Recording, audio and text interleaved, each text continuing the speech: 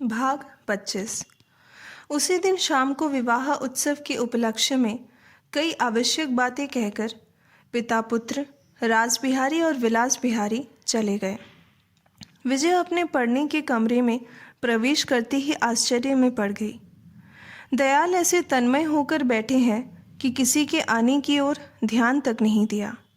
विजया नहीं जानती थी कि वह कब आए और कब से बैठे हैं, लेकिन उनकी तल्लीनता देखकर ध्यान भंग करके अपना कौतूहल शांत करने की इच्छा नहीं हुई।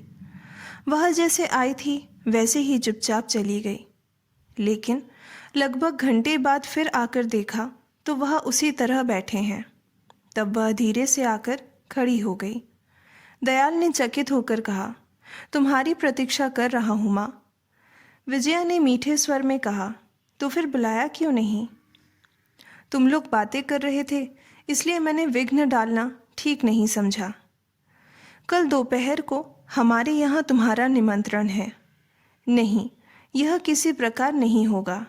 नहीं, कहीं ना कहकर विदा न कर दो, इसी भय से मैं खुद इतना रास्ता पैदल चलकर आया हूँ। लेकिन यह कहे देता हूँ कि दोपहर की धूप में पैदल नहीं जा सकोगी। मैंने कहार पालकी की व्यवस्था कर ली है। वे स्वयं आकर तुम्हें ठीक समय पर ले जाएंगे। वृद्ध की करुणा भरी बातों से विजया की आंखें छलछला उठी। बोली, एक चिट्ठी लिखकर भेज देने से भी तो नहीं न करती, फिर आप क्यों बेकार ही दौड़े चले आए? दयाल उठकर विजया के पास गए और उसका हाथ दबाकर बोले, याद रहे, बूढ़े लड़के को वचन दे रही हो माँ। न आई तो मुझे दोबारा पैदल आना पड़ेगा, किसी प्रकार भी छोड़ूंगा नहीं। अच्छा, लेकिन इस आग्रह की अधिकता से वह मन ही मन हैरान रह गई। इससे पहले उन्होंने कभी निमंत्रण नहीं दिया था। उस पर शाम के भोजन के बदले दोपहर में भोजन की व्यवस्था और वचन पालन करने के लिए इस प्रकार बार बार अनुरोध, यह ठीक सहज और सामान्य नहीं है। उसे संदेह हुआ, यह निश्चय है कि आज दूसरे पहर तक इस अकारण निमंत्रण का विचार तक उनके मन में नहीं था। फिर इतने समय के अंदर ही पालकी कहार तक का प्रबंध करके आने में उन्होंने उपेक्षा नहीं की है। मन की अशांति छिपाकर विजया ने थोड़ा सा हंसकर पूछा, कारण क्या, सुन नहीं सकूंगी? दयाल ने जल्दी से उत्तर दिया, नहीं बेटी, यह तुम्हें भोजन के पहले नहीं बता सकूंगा। विजया ने कहा, वह न बताइए, लेकिन आमंत्रित मेहमानों के नाम तो बता दीजिए। दयाल ने कहा, तुम सबको तो पहचानती नहीं बेटी, वह मेरे उस मोहल्ले के ही मित्र है। जिन्हें तुम पहचानोगी उनमें से एक व्यक्ति का नाम रासबिहारी है और दूसरे का नरेंद्र।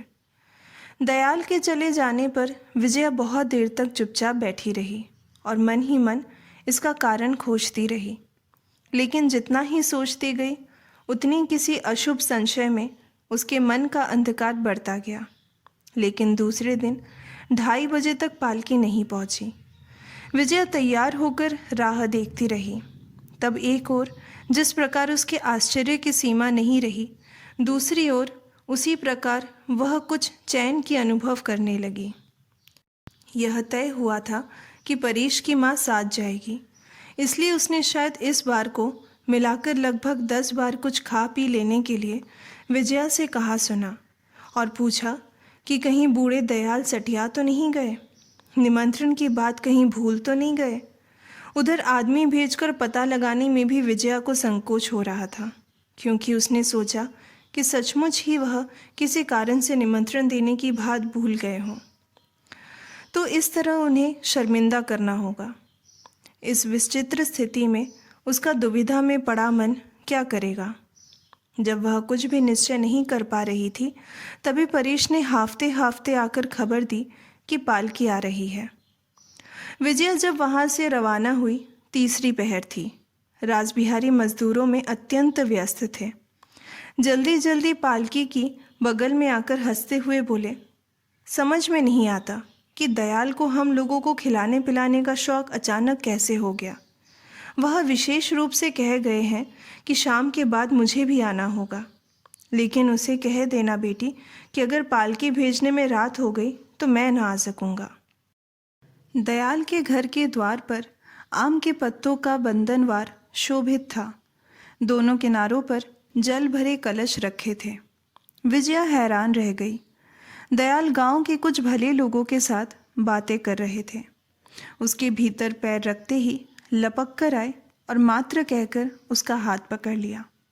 सीढ़ी पर चढ़ते चढ़ते विजया ने रूठे अभिमान के स्वर में कहा, भूख के मारे मेरे प्राण निकले जा रहे हैं। यह शायद आपके दोपहर के भोजन का निमंत्रण है। दयाल मधुर स्वर में बोले, आज तुम लोगों को खाना नहीं है माँ। नरेंद्र निर्जीव सा पड़ा है। कम से कम आज एक दिन के लिए तो तुम्हें कान्हे भट्टाचार्य का आदेश मानना ही होगा। दूसरी मंजिल के सामने वाले हॉल में विवाह की संपूर्ण व्यवस्था हो चुकी थी। यह सब क्या है ठीक ठीक न समझकर विजया का मन कांप उठा। पूछने तक का साहस न कर सकी। दयाल ने सहज भाव से समझाकर कहा, शाम के बाद ही लग्न है। आज तुम्हारा विवाह है विजया। सौभाग्य से आज शुभ मुहूर्त भी मिल गया है। न मिलता तो भी आज ही कराना पड़ता। किसी भी तरह टाला नहीं जा सकता। सब ठीक हो गया है। इसलिए तो कान्हे भट्टाचार्य ने हंसकर कहा कि पंचांग में तुम लोगों के लिए ही आज के दिन की सृष्टि हुई है। विजया का मुंह फक पड़ गया। उसने कहा, क्या आप मेरा हिंदू विवाह करेंगे? दयाल ने कहा, हिंदू विवाह क्या विवाह नहीं है बेटी? सांप्रदायिक मत मनुष्य को ऐसा मूर्ख बना देते हैं कि मैं कल सारे दिन सोच सोचकर भी इस छोटी सी बात का कोई कूल किनारा नहीं पा सका। लेकिन नलिनी ने मुझे ज़रा सी देर में समझा दिया। बोली, मामा, उनके पिता जिनके हाथ में सौंप गए हैं, तुम उनके ही हाथ में उन्हें दे दो। नहीं तो ब्रह्म विवाह का छल करके अगर अपात्र को दान करोगे तो अधर्म की सीमा नहीं रहेगी। और मन का मिलन ही तो सच्चा विवाह है। नहीं तो विवाह के मंत्र चाहे भाषा में पढ़े जाए या संस्कृत में, भट्टाचार्य महाशय पढ़े चाहे आचार्य महाशय पढ़े, इससे क्या होता है मामा? इतनी बड़ी बात जटिल समस्या जैसे बात की बात में सुलझ गई बेटी विजया। मैं मन ही मन बोला, भगवान तुमसे तो कुछ छिपा नहीं है। उन लोगों का विवाह मैं किसी भी मत से क्यों ना कराऊं, यह निश्चय जानता हूँ कि तुम्हारी दृष्टि में अपराधी नहीं होऊंगा। तो भी मैंने कहा, लेकिन एक बात है नलिनी, विजया ने उन्हें वचन दे दिया है। वे लोग उसी पर निर्भर रहकर निश्चित बैठे हैं। यह वचन किसी प्रकार तोड़ा जाएगा? नलिनी बोली, मामा, तुम तो जानते हो विजया के अंतर्यामी में इसका समर्थन नहीं किया है। जब उनकी अपेक्षा क्या विजया का बोलना ही बड़ा हो जाएगा? उसके हृदय के सत्य को लांघकर मुंह की बात को बड़ा मानना होगा। मैं आश्चर्य में पड़ गया। बोला, तूने ये सब कहाँ सीखा बेटी? नलिनी बोली, मैंने नरेंद्र बाबू से ही सीखा है। वह बराबर कहा करते हैं कि सत्य का स्थान हृदय में है, मुंह में नहीं। केवल मुंह से निकलने के कारण ही कोई सत्य नहीं बन जाती। तो भी उसे ही जो लोग सबसे आगे सबसे ऊपर स्थापित करना चाहते हैं, वे सत्य से प्रेम करने के कारण नहीं, बल्कि सत्यवादी होने के दंभ से प्रेम करने के कारण ही ऐसा करते हैं। कुछ देर चुप रहकर बोले, तुम नरेंद्र को जानती नहीं बेटी। वह तुम्हें कितना प्रेम करता है कि तुम्हारे सिर पर असत्य का बोझ लादकर तुम्हें ग्रहण करने की को किसी भी प्रकार राजी ना होता। तुम एक बार आरंभ से अंत तक उनके कार्यों को याद करके तो देखो विजया।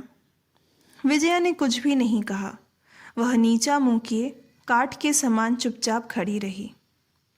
नलिनी अंदर कामकाज में व्यस्त थी। खबर पाकर दौड़ी आई और विजया को जकड़कर पकड़ लिया।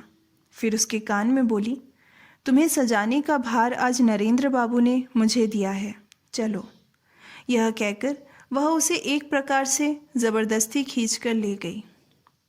2 घंटे के बाद नलिनी ने उसे चंदन और फूलों से सजाकर वधू के आसन पर बिठा दिया। सामने की खिड़की खोल दी गई। तब उसके लजीले चेहरे पर दक्षिण की वायु और आकाश की चांदनी एक ही साथ उसके स्वर्गवासी माता पिता के आशीर्वाद के समान आ पड़ी। जो महिला कन्यादान करने बैठी थी, सुना गया कि वह एक कुछ दूर के रिश्ते से विजया की बुआ है। एक चक्षु भट्टाचार्य महाशय के मंत्र पढ़ते पढ़ाते दावा किया कि 2-3 पुशत पहले हम लोग इस जमींदार घर के कुल पुरोहित थे। विवाह का अनुष्ठान पूरा हो गया था और वर वधू को उठाने का आयोजन हो रहा था कि रास बिहारी विवाह सभा में उपस्थित हो गए। दयाल ने बड़े सम्मान से उनका स्वागत किया और दोनों हाथ जोड़कर बोले, आओ, शुभ कार्य निर्विघ्न संपूर्ण हो गया है। आज के दिन मन में कोई ग्लानि मत रखो भाई, और इन दोनों को आशीर्वाद दे दो।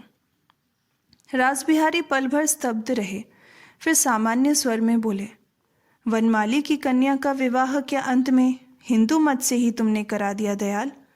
मुझे पहले बता देते तो इसकी आवश्यकता न होती। दयाल ने सिटपिटाकर कहा, विवाह तो सभी एक हैं भाई। रास बिहारी ने कठोर स्वर में कहा, नहीं, लेकिन वनमाली की कन्या अपने पिता के गांव से आजीवन निर्वासित होने का दंड को भोगने पर भी एक बार विचार कर नहीं देखा। नलिनी पास ही खड़ी थी। उसने कहा, उनकी कन्या ने अपने स्वर्गीय पिता की सच्ची आज्ञा का पालन किया है। अनुष्ठान की बात सोचने का समय उसे नहीं मिला। आप स्वयं भी तो वनमाली बाबू की वास्तविक इच्छा को जानते हैं, उसमें तो कोई त्रुटि नहीं हुई। रास बिहारी इस कड़वा बोलने वाली लड़की की ओर एक क्रूर दृष्टि गड़ाकर केवल हूँ कहकर रह गए। वह लौटने को तैयार हो रहे थे कि नलिनी ने दुलार के सुर में कहा, वाह, आप शायद विवाह के घर से खाली खाली चले जाइएगा। यह नहीं हो सकता, आपको भोजन करके ही जाना होगा। मैंने मामा के द्वारा कितने आग्रह से आपको निमंत्रित करके बुलाया है। रास बिहारी के मुंह से एक शब्द भी नहीं निकला। उसकी ओर एक बार और जलती नज़रों से देखकर धीरे धीरे बाहर निकल गए।